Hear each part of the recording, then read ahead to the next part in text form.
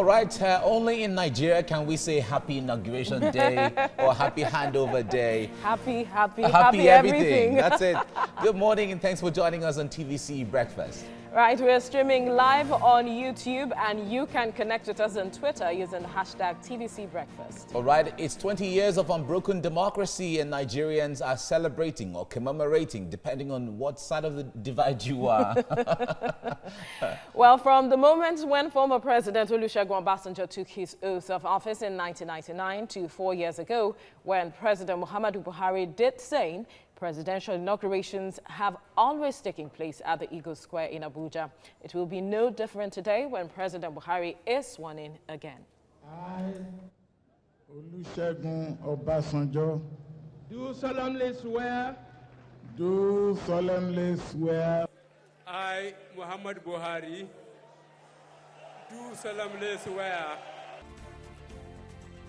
Democratic process has continued to grow in Nigeria since the advent of the Fourth Republic in 1999.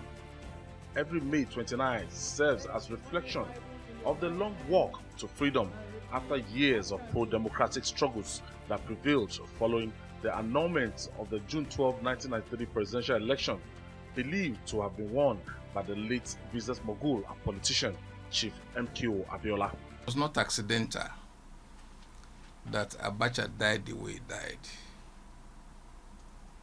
It was equally not accidental that they decided to kill Basharon MKO Abiola. This year, Nigeria is set to mark 20 years of unbroken democratic rule, a journey that started in May 29, 1999, when the military government of General Abdulsalami Abubakar handed over power to Chief Olusegun Obasanjo. This current democratic experience stands as the longest since the country's independence in 1960. The First Republic lasted for less than 6 years from 1960 to 1966, while the Second Republic was even shorter, a mere 4 years running from 1979 to 1983. The worst was the unstable and experimental Third Republic, which endured for 1 year and few months. From periodic elections to vibrant opposition, rule of law to independent judiciary, respect for human rights, and the struggle for democratic dividends, series of events have continued to shape the destiny of the nation's longest democratic rule. After 6 cycles of general elections and 4 different presidents,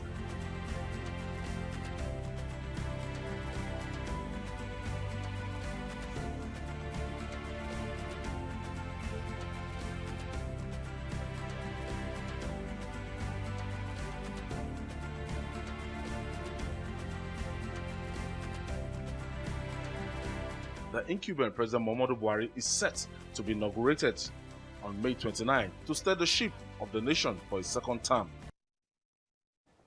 All right, that has been the journey so far since 1999. Yes. Up until now. No. Okay. And now today's history has been made today, man. Let's tell you how the president will move this morning. Now, the movement will be between the presidential villa and the venue, which is at the Eagle Square. That means that the motorcade will move from the villa at the gate. They will make a right turn to go through the Independence Avenue, the Shehu Shagari Way, before arriving at the Eagle Square. What is clear is that movement will be restricted within this area and around the Central Business District. TVC News will follow this journey and bring you blow-by-blow account of the inauguration ceremony. All right, joining me via Skype to talk about the economy and how it has fared in the last 20 years under democratic rule is an economist and fellow of the Chartered Institute of Arbitrators UK branch, Akin Omishade, joining us on Skype. Akin, good morning. It's good to have you join us right now. I'd like to start from the issue of the population growth or population explosion in Nigeria from an estimate of 45 million at the independence of Nigeria, and fast forwarding to 2000, the year 2000, where we were about 122 million. And then today we're talking of about 200 million people from the estimates that we've got. Is this the biggest challenge of taking care of these people that Nigeria is facing?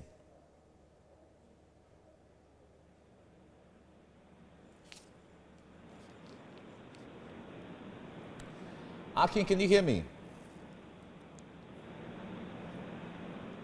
Okay. Well, we have lost the signal of Akin Omishade there, who is joining us on Skype. All right.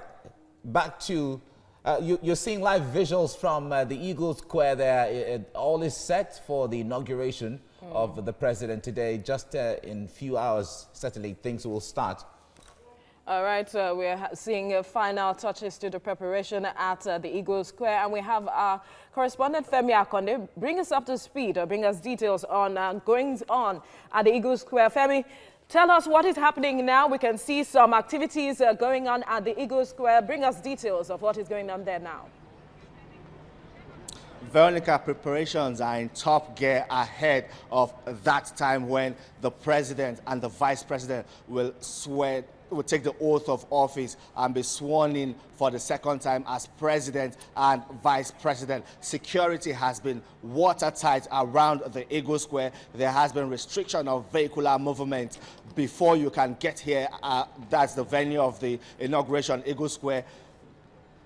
People are brought in from the old parade ground. That is a designated car park where buses convey visitors and all those accredited to witness this event. That's where buses convey them. Down here, security has been top-notch around here within the Eagle Square and around this perimeter, from snipers, the K9 dog squad, police officers, military men, the Navy, the Air Force.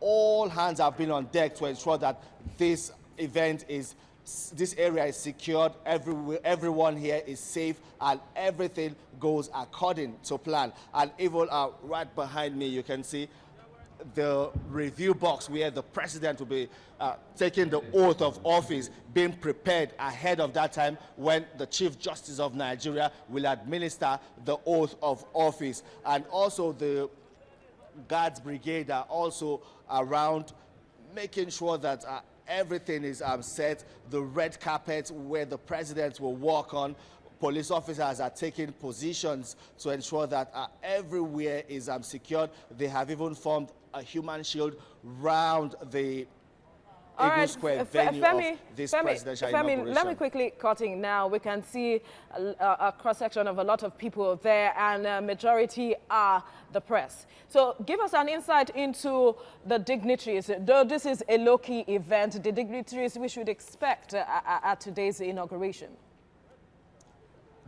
Yes, a low-key event, but we are expecting the foreign mission, heads of parastatals, former heads of government,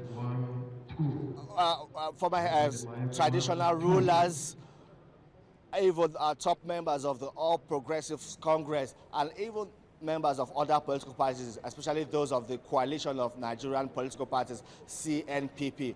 All of them have been invited to this event, and some other prominent pressure groups will also be here. The civil society will also be here to witness this presidential inauguration.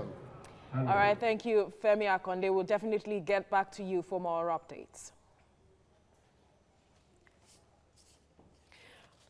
It's really nice to see the live visuals from the Eagle Square there. It just tells you, okay, everything is going to happen here. Of course, and we can't wait. We can't wait to see it. It's really interesting.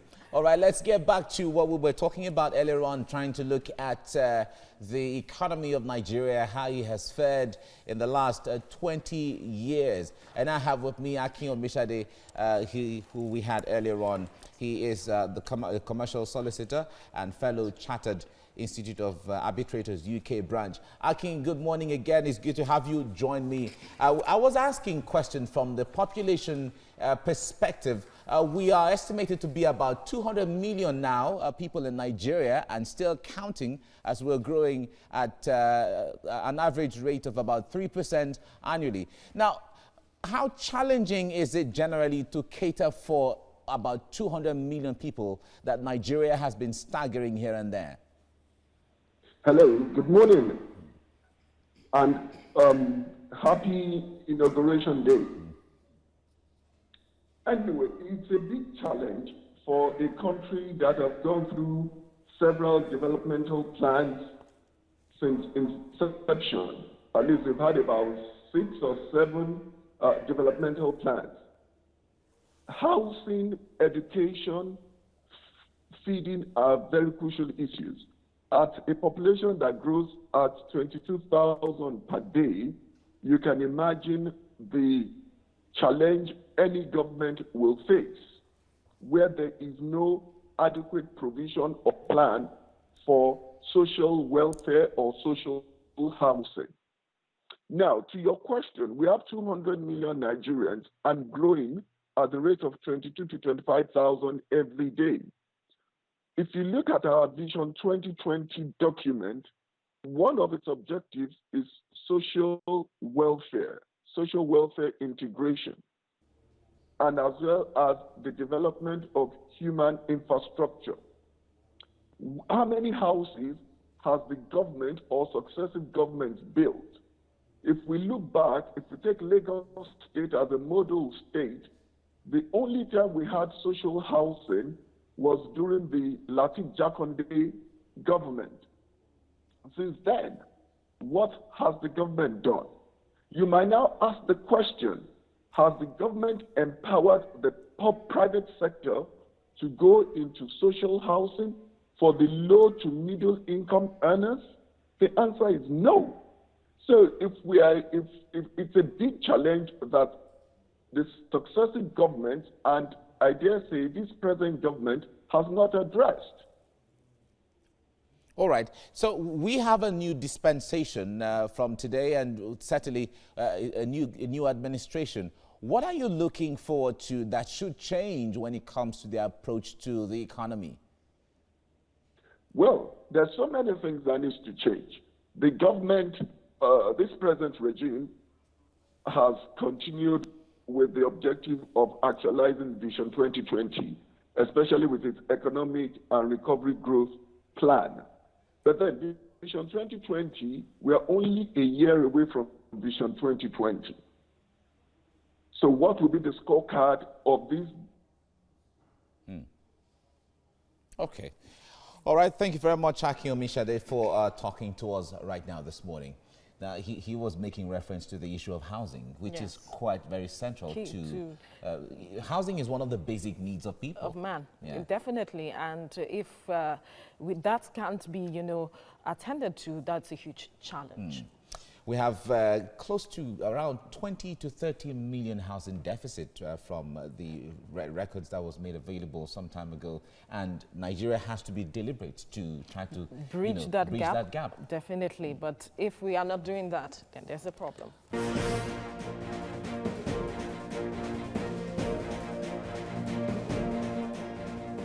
Right, it's the inauguration morning today in Nigeria, and everyone is looking forward to how things are going to be. Good morning, and thanks for joining us on TVC Breakfast.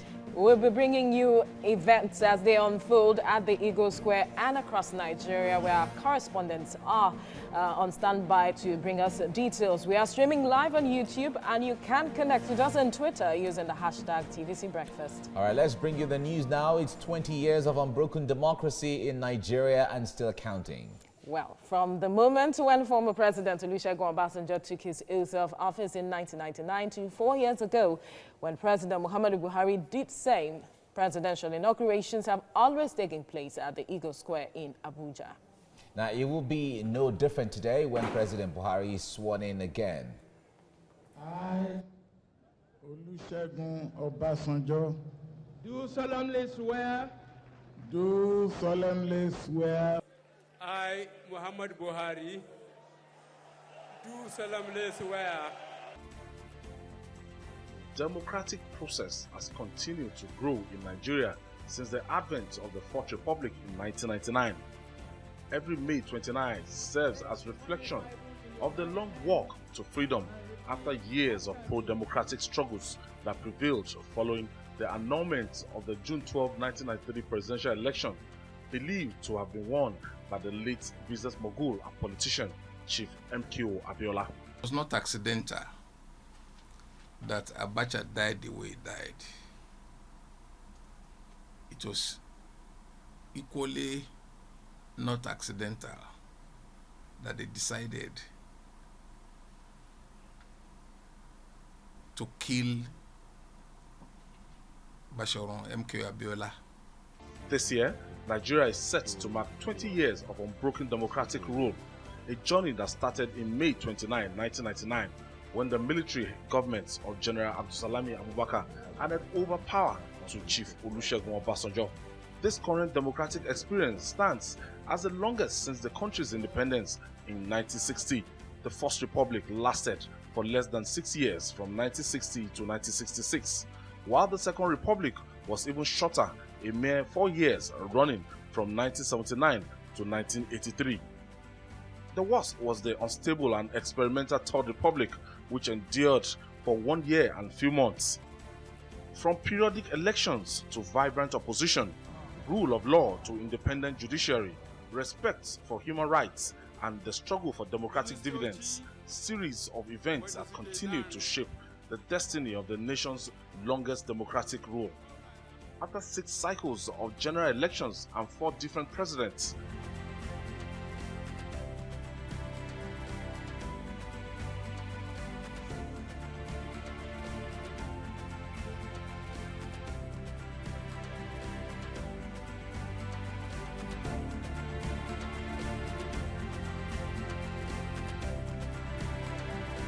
the incumbent President Muhammadu Buhari is set to be inaugurated on May 29 to steer the ship of the nation for his second term.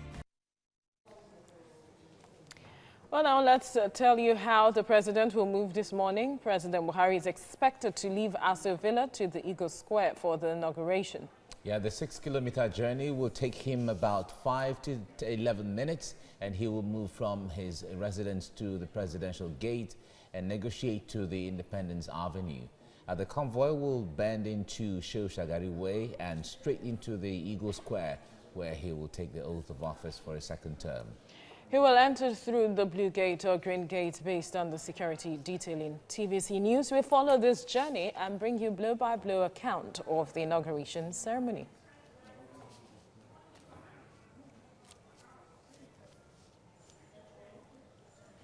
Well, joining me now in the studio is a lawyer, Ahmed Abbas, to talk on Nigeria's democratic journey. Thank you for joining us. Thank you. Now, some have said that the years of the military rules have somewhat impacted on our democracy.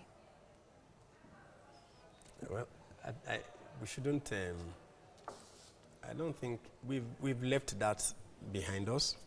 Yes. The only impact I can see then is the issue of impunity. You know, in military rule, it's, they rule by decree. There's no conversation. They do not have any legislation. The military rules by decree. And I think for me, we've left that. The issue is that we're in a democracy now. And the foundation of any democracy is the rule of law. And we have 3 arms of government: the legislature that makes law, the executive executes those laws, and when there's a dispute, the judiciary will interpret. That is the culture that we should be. But as some would say again, is the issue of the teething problems that we are facing in our democracy. You mentioned the executive and the legislative arm of government, and these two seem always to have some issues or rivalry, so to speak. Well, the rivalry there should, for me, if you look at even where we copy them, our democracy from America, it's not about rivalry. There's separation of power. The lines they're supposed to act as checks and balances. Yes. The assignments, the assignment of each of the arms of government are well spelled out. The legislature is to make laws. There shall be established a University of Science and Technology in Owerri. That is the law.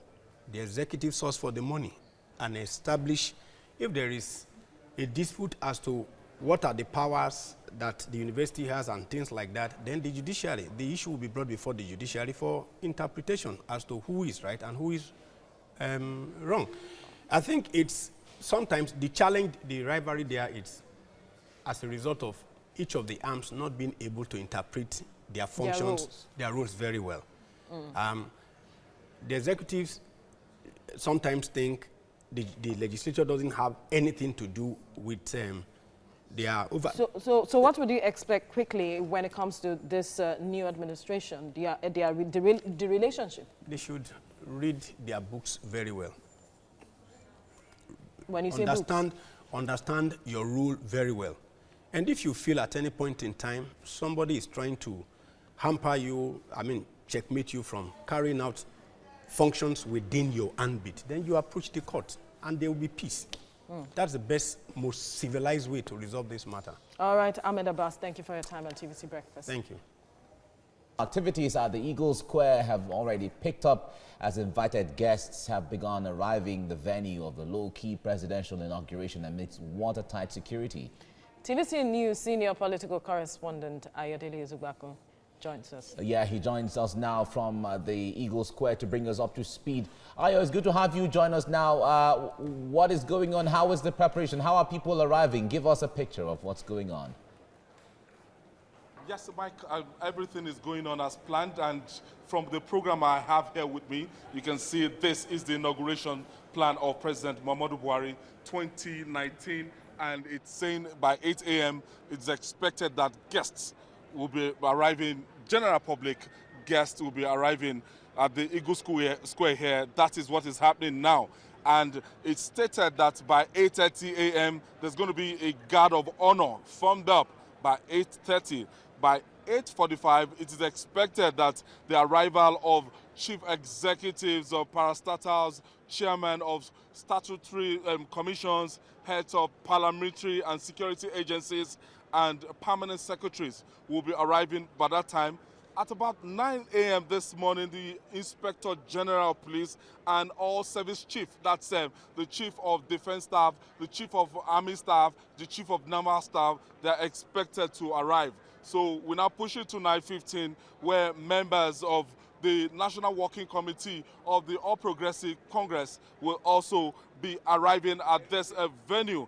Let me fast forward now and go to the arrival of the Vice President, which is expected at about 9:45 a.m. this morning. We expect Professor Yomi Oshibajo to actually be arriving, sticking with this program, and the Commander-in-Chief, that the President that is going to take his oath of office for his second term in office is expected at 9:45. So there will be the national anthem, 10 a.m., and it's expected that the swearing-in proper is going to happen between 10:15 to 10:35 this morning.